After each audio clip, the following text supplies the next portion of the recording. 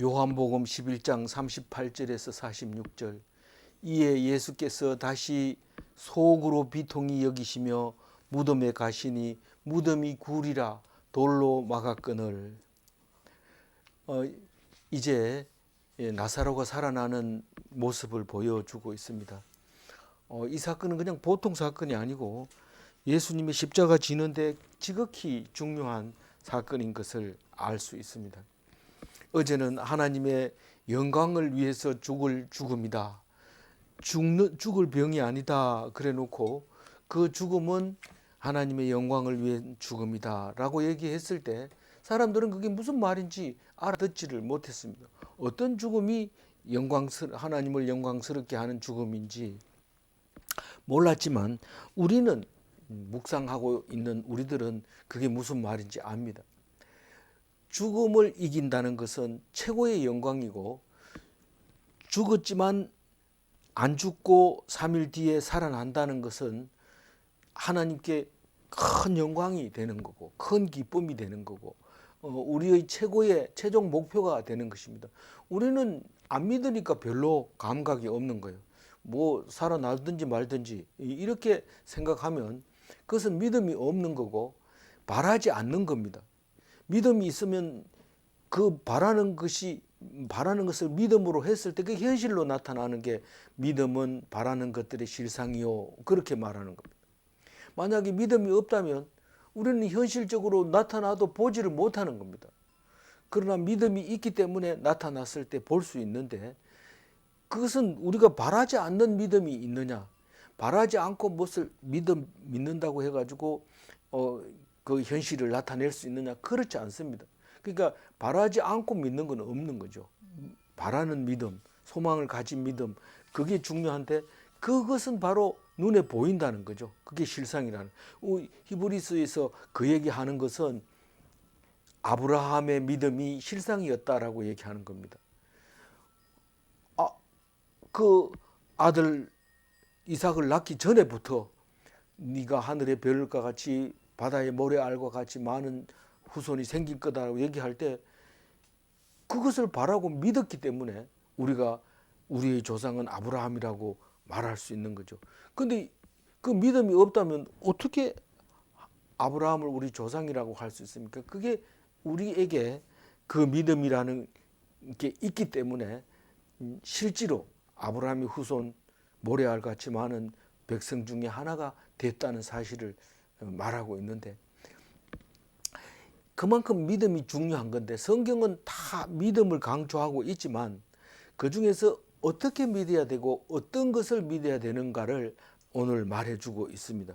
그래서 어제 보면은 맹인을 눈을 뜨게 한 사람이 죽음도 당연히 이길 수 있죠. 그런데 예수님이 우는 것을 보고 그렇게 안 살릴 수 있는 능력이 있으면서도 못 살리고 죽이고 그렇게 우느냐, 그렇게 답답해하고 이해하지 못했던 건데 예수님을 자세히 읽어보면 비통한 마음, 그리고 다시 영광을 보리라 하는데도 불구하고 막 그 우는 그 모습에 그걸 비통하게 여겼다는 겁니다. 그러니까 통분이 여겼다고 개역 한글에 나와 있지만 붕괴했다, 엄이 꾸짖었다, 화가 나는 거예요. 믿어야 되는데 안 믿는 거예요. 그런데 예수님이 같이 웁니다. 모세는 안 믿으니까 화를 내가지고 가나안 땅에 못 들어가지만 예수님은 함께 울어주면 사람들이 죽음 때문에 우리하고 똑같은 마음으로 우는구나, 그래 생각을 하고 있는데 예수님은 그 울고 비통해 그 슬퍼하는 그 모습을 보면서 비통해 하시는 울음이었고 또 그렇게 한다는 것을 알게 되었습니다. 그래서 맹인을 눈을 뜨게 한 사람이 죽음을 당연히 이길 수 있죠. 그런데 모든 사람을 병을 다 고쳐주고 모든 사람을 다 안 죽게 하려고 예수님이 온 게 아니라 그런 능력이 있지만 너희들이 믿음을 가지면 그렇게 된다 하는 것입니다. 그것도 모르고 병을 자꾸 고쳐주니까 사람들이 아직도 사람이 많은데요. 무슨 말이냐면 사람 고칠 사람이 많은데 왜 예수님이 어디를 가려고 합니까? 예수님이 내가 병 고치러 온 게 아니고 전도하러 왔다. 내가 나를 믿으면 그 병을 너들 스스로 고칠 수도 있고 스스로 나을 수도 있는 건데 그걸 말해주려고 왔다. 그러면서 안 고쳐주고 가버립니다. 그럼 안 고쳐주니까 막 답답한 거예요. 왜 딴 사람은 고쳐주고 나는 안 고쳐줍니까? 이렇게 할 때 그게 안 고쳐주는 게 훨씬 낫기 때문에 그렇습니다. 어떤 사람이 잘 살고 잘 먹고 잘 사는 사람이 전도를 하면 전도가 안 되지만 가난하고 비실비실하고 거지가 전도를 하면 두 사람은 도대체 뭐 때문에 저렇게 없이 살면서도 당당하게 살까? 그걸 귀 기울이게 되고 그게 전도가 되어지는데 그게 예수님의 전도고 예수님이 가르쳐주는 방법입니다. 똑똑하고 잘 나가고 그거 다 가지고는 절대로 전도할 것 같지만 그게 안 된다는 거예요. 그래서 예수님은 능력이 없는 것이 아니라 죽음도 이길 수 있는데 너희들 그걸 보여주려고 나사로를 지금 죽게 되었다. 그런데 우리가 알면 좋잖아요. 예수님이 나사로를 살리려고 하니까 걱정하지 말고 울지도 마라. 이렇게 하면 우리는 그게 죽었는지 안 죽었는데 죽었다 하는 거 아니냐 이런 말을 할 수 있는데 예수님은 그것 때문에 확실히 죽었다. 분명히 죽었다. 4일 만에 가가지고 딱 냄새도 나는 그 상황에서 고쳐주는 거죠. 그럼 우리는 화장을 해도 살아납니다. 뭐 뼈가 막 붙어가지고도 살아납니다. 그래서 그러나 우리는 모릅니다. 모르니까 가능한 거죠. 예수님이 다시 살아날 걸 모르니까 신성모독으로 해서 죽여버리지. 만약에 다 안다고 그러면 그거 살아날 사람을 죽였으면 어떻게 될까요? 우리가 닭을 잡을 때도 딱 잡았는데 이게 죽어야 되는데 이 닭이 살아가지고 펄펄 뛰면 잡으려고 한 사람이 얼마나 가슴이 쿵쾅거리는지 모릅니다. 도대체 어떻게 된 거냐. 죽였는데 이게 살아가야 돌아다니면 마찬가지입니다. 이게 우리는 알 수 없기 때문에 하나님이 일을 할 수 있는 겁니다. 우리가 똑똑하거나 하나님보다 잘나면 하나님이 일을 못해요. 아무 일을 못해요. 그래서 항상 하나님 뒤에 서서 하나님이 어떻게 우리에게 무슨 메시지를 주려고 하는가 그걸 들으려고 애를 써야 되는 거죠. 근데 오늘 보면 이에 예수께서 다시 속으로 비통히 여기시며 이 애라는 것은 맹인의 눈을 뜨게 한 이 사람이 그 사람도 죽지 않게 할 수 없었더냐? 할 수 있다. 있지만은 그래서 오는 게 아니라 너희들이 내가 할 수 있다 하는데도 안 믿고 그렇게 슬퍼하니까 그게 서럽다. 그게 비통하다. 그 얘기를 합니다. 그래서 다시 속으로 비통히 여기시며 무덤에 가시니 도대체 어디 있느냐? 나사로가 어디 있느냐? 가자! 이렇게 했을 때 나사로한테 갑니다. 그러니까 무덤 속에 있고 무덤 이 굴인데 돌로 막았다. 이 말은 벌써 장례가 끝나고 이제는 뭐 조문객들이 이 집으로 돌려보내기만 하면 장례가 끝나고 모든 상황이 끝나는 상황입니다. 사람 무덤은 벌써 무덤 속에 들어가 있고 돌로 크게 막혀 있습니다.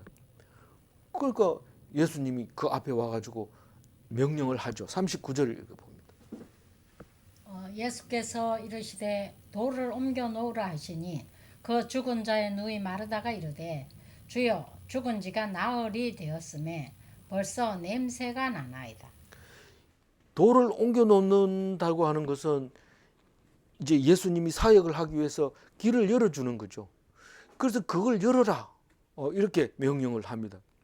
그런데 마르다가 신앙 고백을 충분히 했잖아요. 당신은 하나님의 아들이고 하나님이 보내준 사람이고 그리스도고 메시아고 그렇게 고백을 했는데도 예수님이 하는 거가 이해가 안 가는 거예요. 죽은 지 나흘이 됐는데 벌써 냄새가 나는데 그 무거운 돌을 옮겨가지고 뭐 어떻게 하려고 그래요? 마르다는 그렇게 얘기합니다. 마리아는 이 얘기에 등장하지 않지만 마르다는 이 얘기를 하는 것을 보면서 우리가 신앙 고백했다고 다 신앙 좋은 거 아닙니다. 뭐 그 12제자 중에 베드로도 당신은 살아계신 하나님의 아들이시니다 이러고 신앙 고백을 했지만 그래도 십자가에 달릴 때 다 도망가 버리고 말아요. 우리는 신앙이 있다고 하지만 실제로 현실적으로 딱 가보면 이게 적응이 안 되는 거죠. 그러나 그런 사람이라도 하나님은 그 믿음을 인정해주고 나중에는 잘했다 사용하시는 것을 볼 수 있게 되는데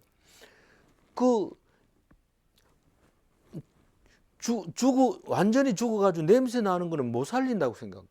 만약에 살리면 그 냄새 나는 상태로 돌아다니면 그 안 되잖아요. 그러니까 오히려 그런 거는 살리는 것이 옳지 않다고 생각할 수도 있어요. 그러나 우리는 죄가 돼서 또 살릴 수 있고 에스겔서에 보면 이 뼈들이 막 있는데 그거에서도 사람 살릴 수 있습니다. 우리는 없는 것도 만들어내시는 하나님이 우리가 어떤 경우에서도 살리겠다고 하면 살리는 겁니다.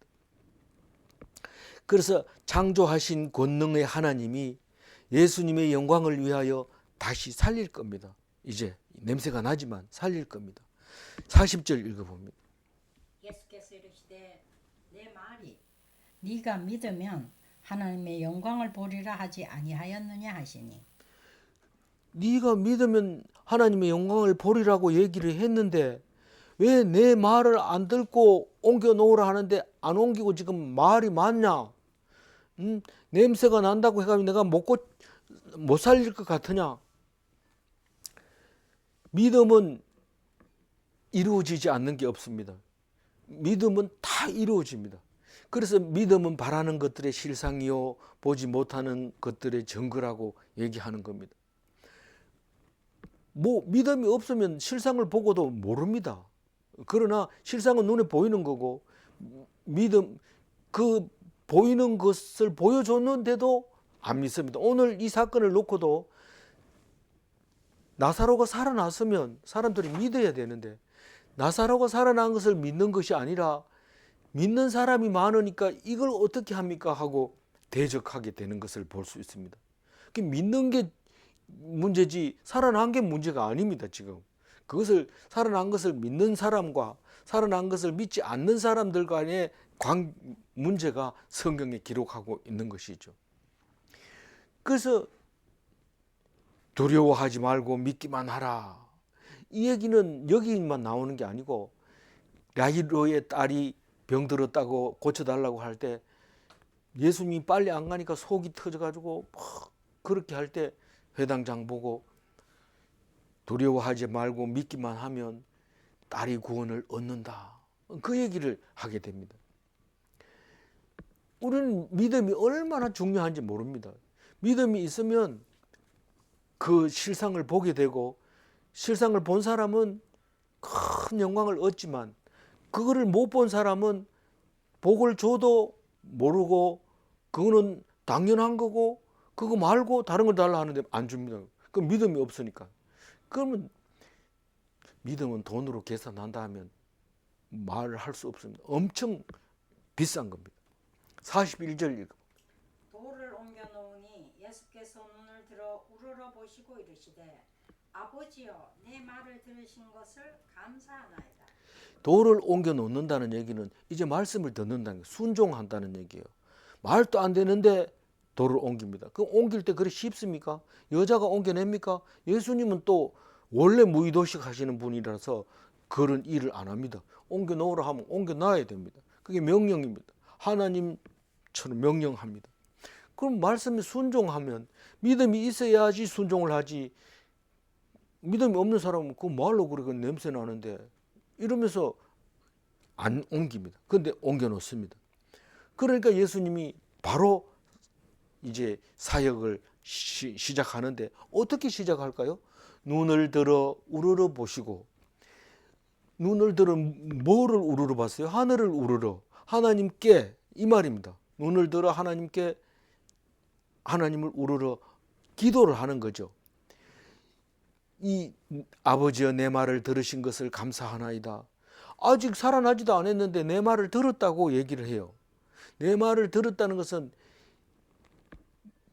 너희가 그 말하는 것이 이루어질 줄 믿고 마음에 의심하지 아니하면 그대로 되리라. 이미 된 것으로 믿고 감사하라는 거예요. 기도하라는 거예요. 그럼 그대로 된다는 거예요. 그러니까 예수님은 지금 아직 살아나오지 않는 나사로를 보고 이미 내 말을 들으신 것을 감사하다고 감사를 합니다. 이게 보리떡 5개와 물고기 2마리를 갖다 놓고 하늘을 우러러 축사하실 때 벌써 역사가 일어납니다. 이거 가지고 우리 충분히 먹을 수 있습니다. 감사합니다. 그렇게 기도했는데 5,000명이 먹고 12강목줄이가 남는 것을 볼 수 있습니다. 우리는 하늘을 우러러 축사하고 기도하고 감사하는 것이 시시한 것처럼 보입니다. 식사 기도하고 밥 먹는 거하고 안 하고 밥 먹는 거하고 별로 차이가 안 나는 것처럼 보여요. 배부르는 것도 똑같고 돈 내는 것도 똑같고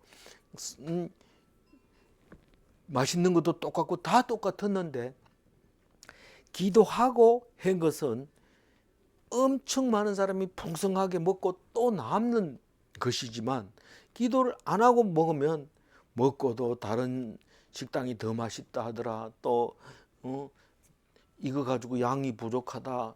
오늘은 잘 못 나왔다. 음식이. 뭐 이렇게 할 수 있습니다.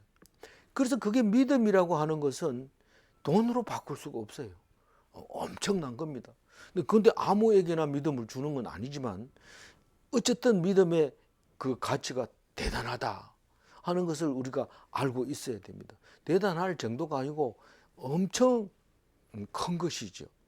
그래서 믿음이 없으면 믿음을 달라고 기도하는 수밖에 없어요. 그래서 예수님은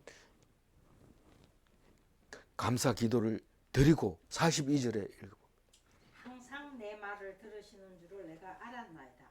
그러나 이 말씀 하옵는 것은 둘러선 무리를 위함이니 곧 아버지께서 나를 보내신 것을 그들로 믿게 하려 함이니이다.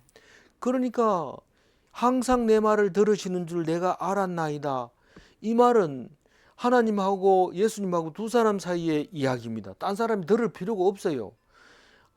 내 말을 하면 항상 들어준 왜 하나님이 예수님을 이 땅에 보내시고 예수님이 기도하면 바로 들어주고 또 하나님이 명령하면 예수님이 막바로 작동하고 그렇게 하는 사이이기 때문에 얘기 안 해도 돼요. 그냥 감사하나이다 요 정도까지만 하면 되는데 내가 한 말을 항상 다 들어주는 것을 내가 알고 있습니다. 근데 왜 내가 이 얘기를 하느냐 하면 하나님이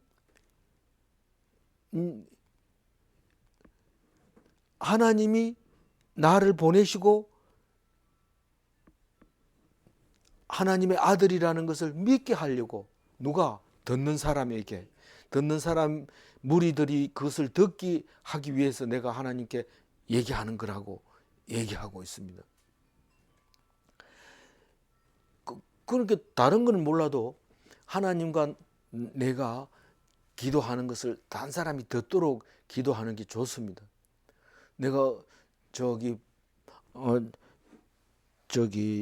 파동이 아니고 어디인가요? 거기 가서 아는 집에 가서 기도를 하는데 주변이 너무 시끄러워 가지고 소리 내서 기도 안 하고 그냥 이렇게 주는 밥을 먹고 기도를 그냥 하고 밥을 먹었는데 이 주인이 오더니 왜 기도 안 해요? 이러면서 기도했는데 기도를 큰 소리를 해야 뭐 우리가 우리에게 축복 기도를 하는지 저주를 하는지 알죠? 이렇게 얘기하는 게 아직도 귀에 쟁쟁합니다. 그래서 기도할 때 큰 소리로 해야 돼요. 하나님 이 가게도 잘 되게 해주세요. 이 음식 만드는데 항상 기쁨이 넘치게 해주세요.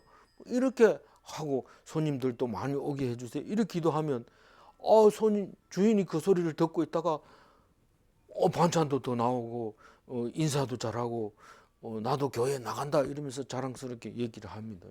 근데 기도했는지 안 했는지 모르고 이렇게 해버리면 전도를 큰 소리를 하면 전도가 자동으로 되는데 그것도 안 하고 그러면 예수 믿는 사람들은 뭐 자신이 없어 뭐 이러면서 그렇게 할 수도 있어요. 어쨌든 예수님 닮아서 큰 소리로 하나님하고 내하고 얘기하지만 그 소리 들으라는 거예요. 다 듣고 나중에 그것을 믿을 수 있도록 그렇게 하라는.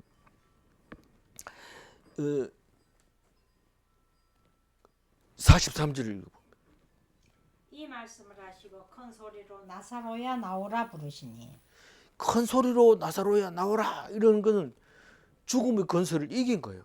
이건 뭐 당당하게 요구를 하는 거예요. 일어나 나와라. 살았으면 나와라.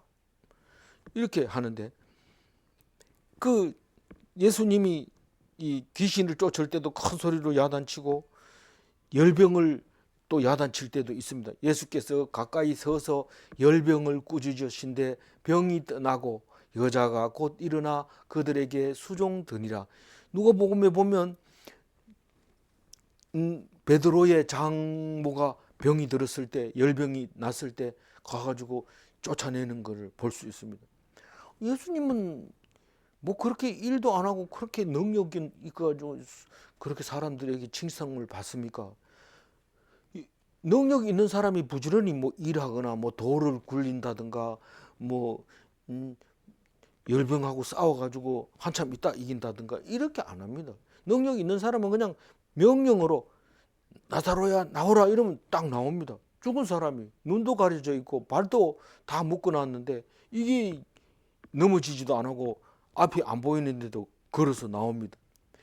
마치 이 중국 영화에 보면 강씨가 나와가지고 시체가 펄쩍펄쩍 뛰어다니는 거나 마찬가지로 그렇게 나오는 겁니다. 이집트에 가면은 미라가 쌓여가지고 있는 것처럼 그런 상태로 무덤에서 입구로 나오는 모습을 보여주고 있습니다. 44절 읽어봅니다. 죽은 자가 수족을 배로 동인 채로 나오는데 그 얼굴은 수건에 쌓였더라. 예수께서 이르시되 풀어놓아 다니게 하라 하시니라. 이 죽은 자가 이름이 뭡니까? 나사로잖아요. 배로 동인 채로 나왔던 이 배는 수의를 말하고 있는 거잖아요.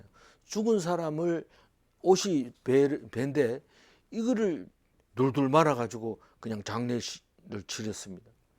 우리나라는 동방예의지국이라서 죽어도 옷을 목욕을 시킨 다음에 깨끗하게 옷을 입혀가지고 주머니에다가 노자똥까지 넣어가지고 이래가지고 장례를 하지만 이 사람들은 뭐 조금 있으면 다 이제 썩는데 뭐 이러면서 둘둘둘 말아가지고 그냥 이렇게 무덤 속에 넣어 놓습니다.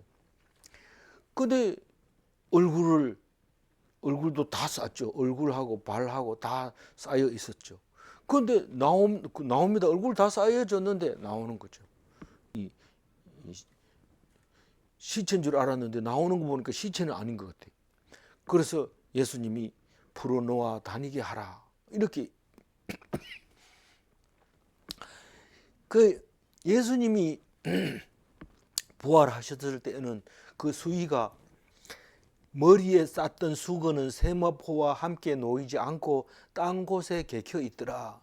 이 요한복음 20장에 가면 예수님이 부활하실 때는 예수님이 일어나 가지고 수건을 자기가 그 둘둘 말았던 그거를 자기 스스로 풀어 가지고 개어 가지고 옆에 놔두고 그리고 하늘로 저기 부활하신 거예요.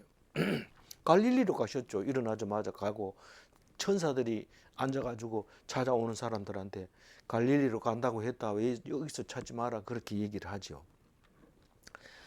근데 그 통째로 나와가지고 나오니까 풀어서 다니게 해라. 그런데 예수님은 부활한 뒤에 걸어 다니는 뿐만 아니라 떡을 떼는 것을 고기를 먹는 것을 아침을 먹는 것을 이야기하고 있습니다. 성경에는 누가복음에는 자세히 설명하고 있습니다. 그래서 예수님의 부활과 나사로의 부활은 뭐가 다르냐?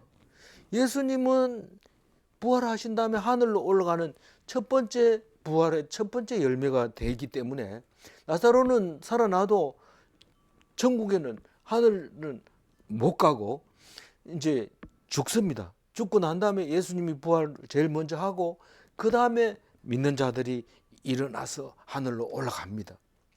그랬다가 예수님이 다시 오실 때 또 못 올라간 사람들은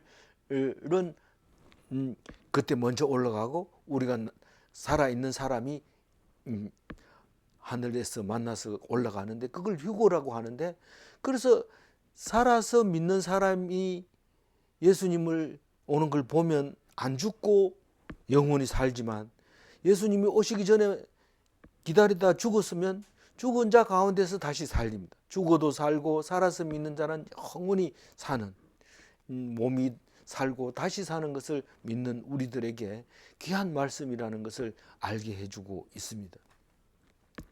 그래서 이 나사로의 부활 사건을 놓고 이제 예수님의 부활을 설명을 하게 될 겁니다.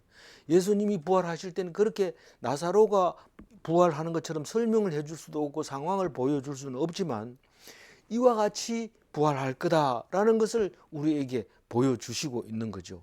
그런데 이 사건을 놓고 우리는 두 가지로 갈라집니다. 45절 읽어봅니다. 마리아에게 와서 예수께서 하신 일을 본 많은 유대인들이 그를 믿었으나 마르다는 돌을 굴려 누구한테 시켰는지 모르지만 돌을 굴리라 그래서 안 굴리려고 하다가 굴려준 이야기가 앞에 나왔고, 마리아 동생은 이제 45절에 나오는데, 원래는 마리아가 이 동네 밖에 있는 예수님을 만나러 마을 입구로 가죠. 가면 예수님을 만나가지고 이 굴로 묘가 아니고 무덤으로 막바로 갑니다. 그때 마리아의 조문객들이 마리아를 따라 나왔습니다. 이 사람이 원래 무덤으로 가는 줄 알고 조문객들이 따라와서 같이 울어주려고 따라왔는데 예수님을 만나가지고 나사로를 살리는 것을 보게 됩니다.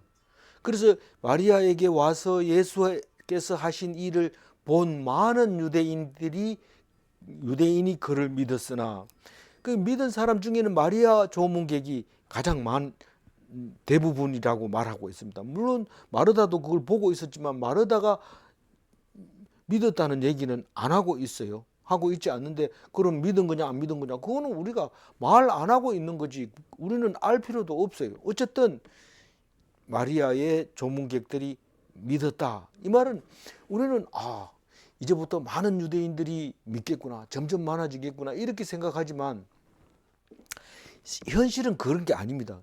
그런 게 아닌, 현실은 그게 아닌데 사람들은 그렇게 생각합니다. 왜냐하면 46절 읽어봅니다. 그 중에 어떤 자는 바리새인들에게 가서 예수께서 하신 일을 알리니라. 그 중에 어떤 자는, 이러니까 소수고, 본 사람이 많은 유대인들이 그를 믿었다 이렇게 하는 걸로 봐가지고 믿는 사람이 많고 어떤 사람 소수는 바리새인들한테 가서 고발한 거죠. 뭐 고발을 나사로가 다시 살아난 걸 고발합니까? 그건 아니잖아요. 그럼 뭐를 고발하는 거예요? 나사로가 살아났다는 것을 믿는 사람들이 많아졌다. 이거 놔두면 큰일 납니다.